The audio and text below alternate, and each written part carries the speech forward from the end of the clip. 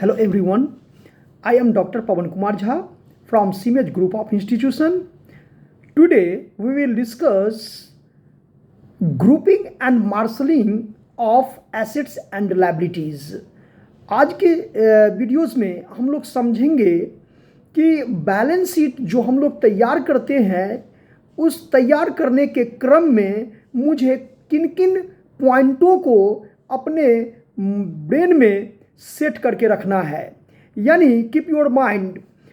तो यहाँ पर दो वर्ड आया है, एक वर्ड है ग्रुपिंग और दूसरा वर्ड है मार्शलिंग। ग्रुपिंग का मतलब ये कहता है कि जितने भी आप क्रेडिट परचेज किए हैं, यानी जो भी बिजनेस क्रेडिट परचेज किया है तो वो अपने लिए different type of creditors create किया है। उन सभी क्रेडिटरों के लिए एक हेड होता है जिस हेड को हम लोग कहते हैं ट्रेड क्रेडिटर।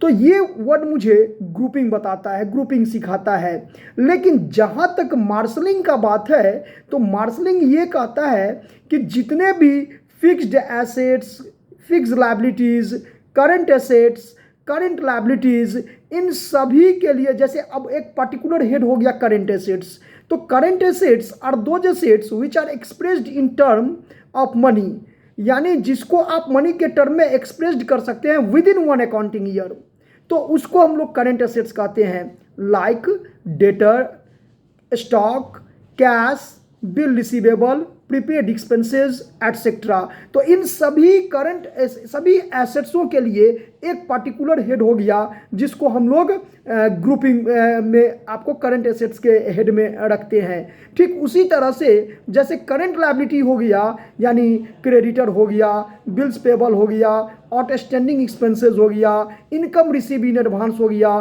तो इन सभी ऐसे लायबिलिटियों के लिए एक मेजर हेड हो गया जिसको हम लोग करंट लायबिलिटी कहते हैं। तो इस प्रकार से सभी प्रकार के एसेट्सों को और लायबिलिटियों को जब एक प्रॉपरली हेड दे दी जाती है तो उसी को हम लोग मार्शलिंग कहते हैं। ऐसे तो मार्शलिंग का जो मीनिंग है वो आपको क्या कहता है कि मार्शलिंग मीन्स या marshalling refers to the order in their urgency of payment, यानी जिसको भी आपको पेमेंट करना है, यानी चाहे वो क्रेडिटर हो या चाहे आपको बिल को पेमेंट करना हो, चाहे आपका आउटस्टैंडिंग एक्सपेंसेस हो गया, तो इस तरह से हम लोग मार्शलिंग कैटेगरी को समझ सकते हैं। तो बेसिक अगर जो इसका मीनिंग अगर हम लोग समझें तो ग्रुपिंग का मतलब हुआ कि जैसे एक ट्रेड क्रेडिटर है तो उसमें बिजनेस के लिए वो राम भी होगा, वो श्याम भी होगा, वो मोहन भी होगा, यानी सभी प्रकार के सप्लायरों के लिए एक मेजर हेड हो गया